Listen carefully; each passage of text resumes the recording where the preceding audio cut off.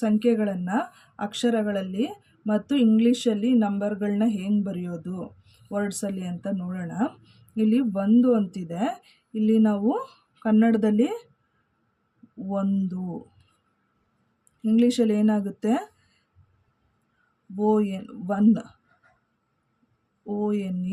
1 ಆಗುತ್ತೆ. ನೆಕ್ಸ್ಟ್ ಇಲ್ಲಿ 2 ಇದೆ. ಕನ್ನಡದಲ್ಲಿ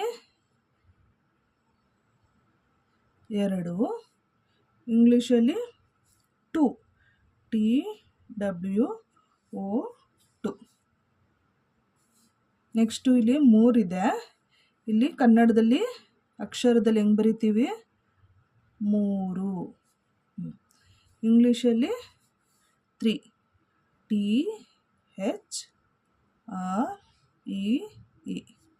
3. ನೆಕ್ಸ್ಟ್ ಇಲ್ಲಿ ಎಷ್ಟಿದೆ 4 ಇದೆ. ಕನ್ನಡದಲ್ಲಿ 4, ಇಂಗ್ಲೀಷಲ್ಲಿ 4 FOUR 4. ನೆಕ್ಸ್ಟು 5 ಇದೆ.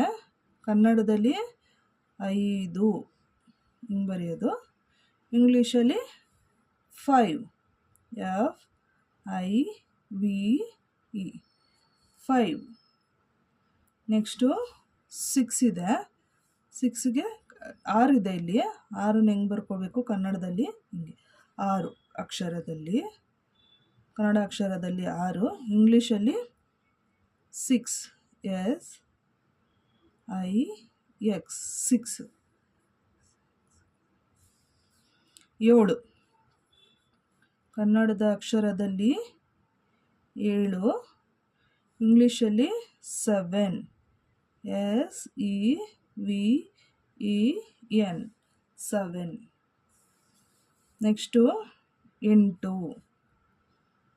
ಕನ್ನಡದಲ್ಲಿ 8, ಇಂಗ್ಲೀಷಲ್ಲಿ 8 EIGHT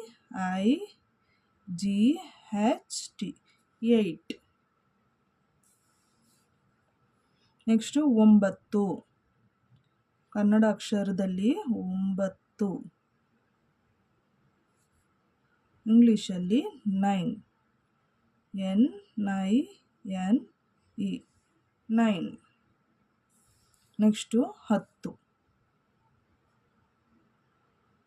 10, ಇಂಗ್ಲೀಷಲ್ಲಿ 10 TEN 10. ಅರ್ಥ ಆಯಿತು ಅಂದ್ಕೊಂಡಿದ್ದೀನಿ. ಇಷ್ಟ ಆಗಿರೋ ಸಬ್ಸ್ಕ್ರೈಬ್ ಮಾಡಿ, ಶೇರ್ ಮಾಡಿ. Thank you.